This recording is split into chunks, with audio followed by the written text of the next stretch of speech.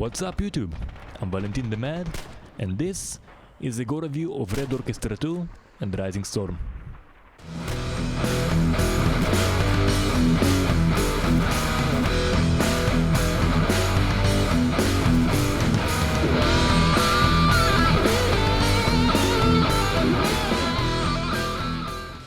Since Red Orchestra 2 and the standalone expansion Rising Storm are sold together now, the review will be for both of the games. Other than several new weapons in Rising Storm, the gore effects are identical. I'll be referring mostly to Red Orchestra 2. Red Orchestra 2 is a realistic tactical shooter that has gore effects in it. This statement may not seem that important, but most tactical shooter games have either minimal blood effects or avoid them altogether. The argument usually is that developers should focus on other things, and I strongly disagree. Gore is not just about chopping your enemy in 20 pieces with blood spraying all over the place. It is about seeing reaction and getting visual feedback for what's going on in the combat. In my Gore reviews, what counts is not the amount of blood, but the detail put in the gore system.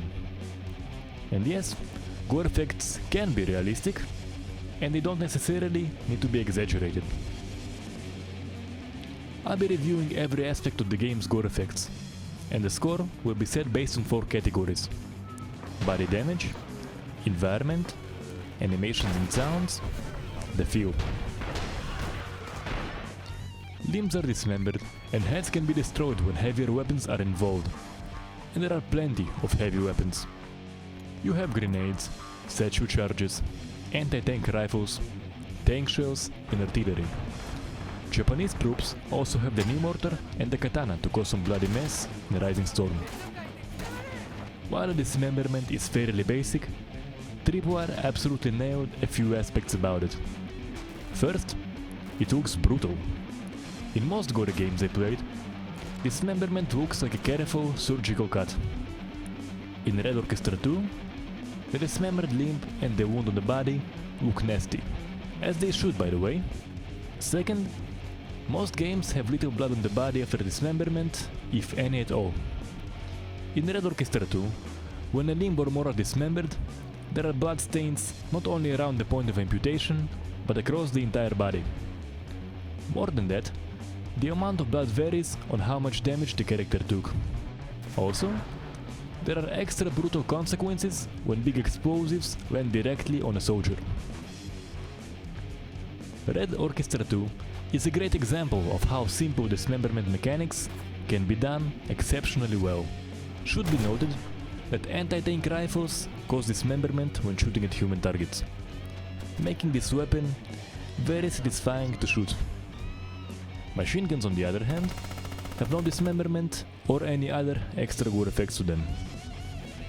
As for non-dismemberment body damage, you have bullet wounds on point of impact, stabbing wounds after a bayonet or a katana attack, and burned bodies after using the flamethrower. The bullet wounds are weird. They look alright, but they don't always work, which means that sometimes you will see them, but mostly you won't. Despite playing a lot of Red Orchestra 2, I still couldn't figure out what's the pattern behind this. Also, when the wounds work, there is only an entry wound with no exit wound. There is an attack with the buttstock of the rifle that leaves no marks at all. I think that just adding a few variations of bruises on the face could be a very cool touch. Rifle bayonets leave wounds on the body, and just like the bullet wounds, sometimes they work and sometimes they don't. When it comes to body damage, katanas are very cool. They have their own damage decals and they can amputate limbs. Flamethrowers leave brutal, crispy, burned bodies after them. Also, when the character is burning, you can see his body having an orange color to it, along with the burn effects. Characters will leave stains from bleeding, blood will pool under dead bodies, and it will stain the surface behind characters that are shot. As for the looks, the bleeding stains could be good, but their size is just way too big. If the size would be decreased and the drops would spawn more frequently, it would look perfect. Blood pools look okay. The blood stains on walls after impact are pretty awesome. There is not a lot of variety to them, but they look good. Should be noted that if there is no wall or other surface behind where the exit wound should be, you won't see that stain. Blood should stain the ground when there is no other surface behind the character. The blood on the environment could be very good, but Tripwire missed one huge aspect.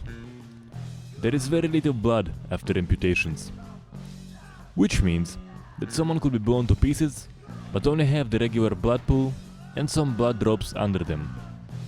And those blood drops disappear very quickly. So quickly actually, I almost didn't notice them. As you can see here, the body looks very brutal, but the lack of any blood around it just breaks the strong effect that it could otherwise have. Also, you see an effect of blood spilling out from where the limbs used to be. And as I mentioned previously, it leaves no stains. I have said it before and I will say it again. If it spills, it should leave stains. It shouldn't be something that is over the top, but it needs to make sense. Now by default, the bodies and the blood disappear after some time, but a small modification in the game's config files can make the blood on the environment and the bodies to stay for as long as you set it, and if your machine can handle it, you can set them to stay for the whole round. Since bodies are not interactive after death, the impact on the frame rate is significantly lower. This modification is very easy to do, and an explanation how to do it can be found in the description. This small modification makes battlefields feel much more real, and they no longer look sterile like in almost every other multiplayer game. There was blood spilled for every meter of virtual territory, and you can finally see that. And yes, it is definitely a disadvantage in an online game, but I won't play without it. The feeling of immersion it delivers is something I just haven't seen in any other multiplayer game ever. And in my opinion, even if it gets you killed, it's totally worth it. Few things about that though. As I mentioned earlier, bullet wounds work weird in the game, so you will be seeing people sleeping peacefully in blood pools.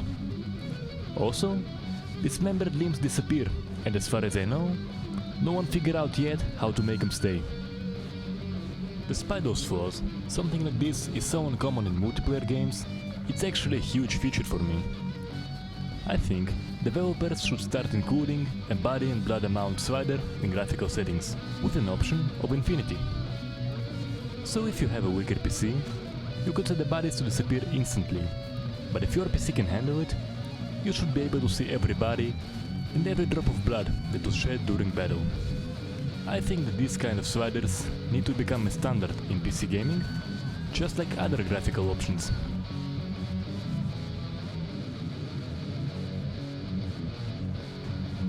Deaths after shooting are done well in Red Orchestra 2. When a character dies, the fall is a subtle animation combined with ragdoll effects. I'm a bit of a history nerd, and I watched a lot of World War II documentaries with real footage, and the falls look like they were taken out of those. So a major thumbs up to Tripwire for that.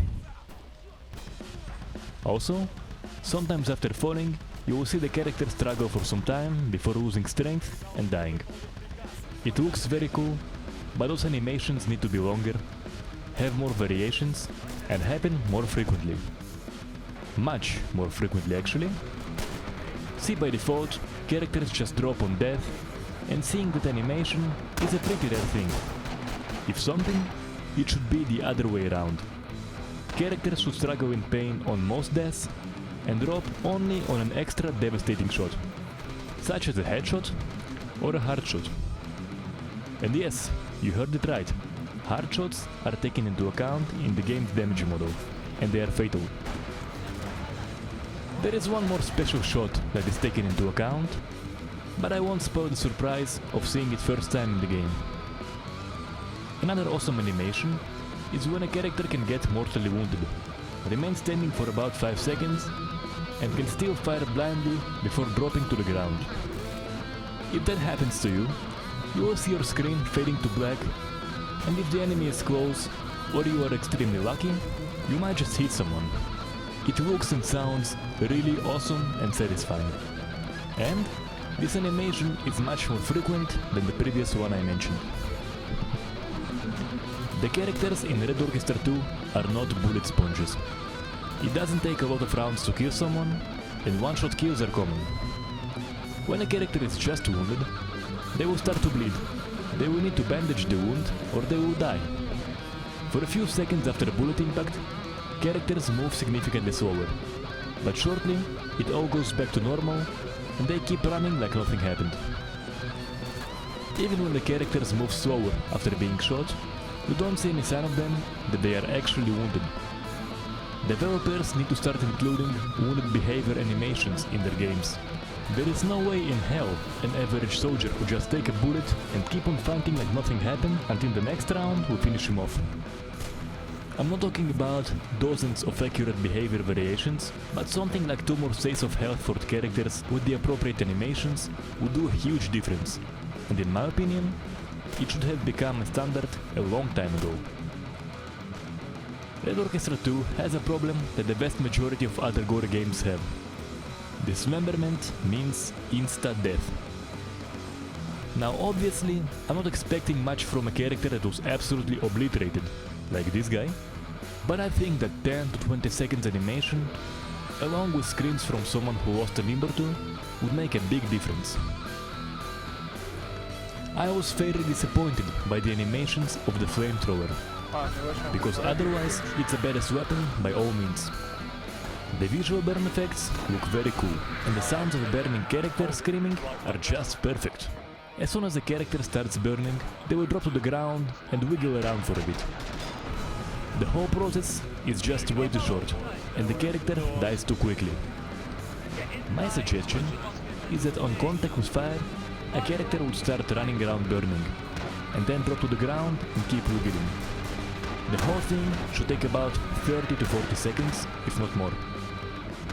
Does my suggestion sound a bit sadistic? Hell yeah. But keep in mind, we're talking about fire here, and not death during an orgasm. Death by fire should not be a quick or a pleasant death.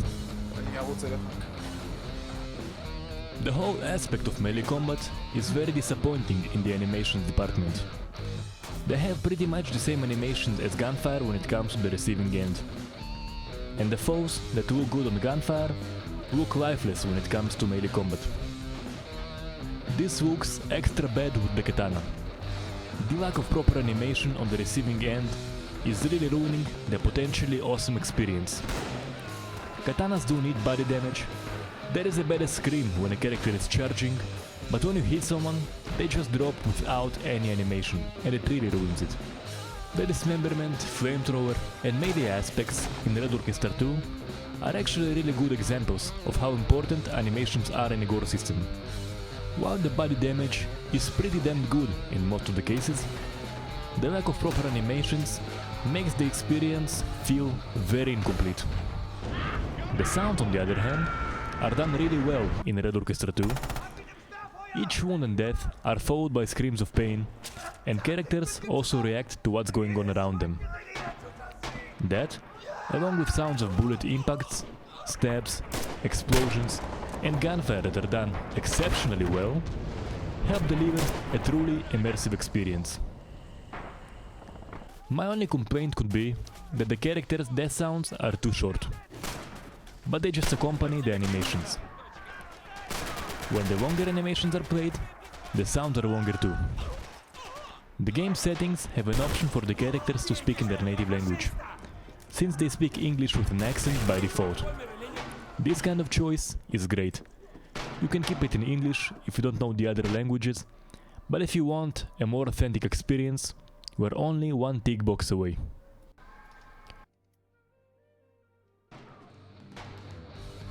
Tactical shooters is my favorite genre in gaming, and Red Orchestra 2 delivers a feeling I just can't get in any of the other games in the genre. It feels really satisfying to see visual response to the madness that is going on around you. Yes, there are many flaws in the game's gore system, but looking at the big picture, it's good. Especially when the big picture includes a lot of bodies lying around everywhere. So the score for body damage is 18 out of 30. The score for environment is 19 out of 30. By the way, without a possible blood and bodies modification, the score would be 11 out of 30. The score for animations and sounds is 18 out of 30. I give the feel a score of 7 out of 10.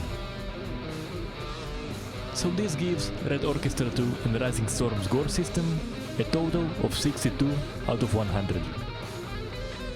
Red Orchestra 2 has a very good base, but there is a lot of room for improvement. I hope Tripwire will expand the visual response aspect in the next Red Orchestra title or any other similar game they might be making. They know how to make guns feel great, but they need to put more focus on the receiving side as well. But all in all, the experience is very enjoyable. Hope you enjoyed watching the review. Let me know how you feel in the comment section, and if you like the video, subscribe and share it with your friends. You can find the link to all of my Gore reviews in the video description. Until next time.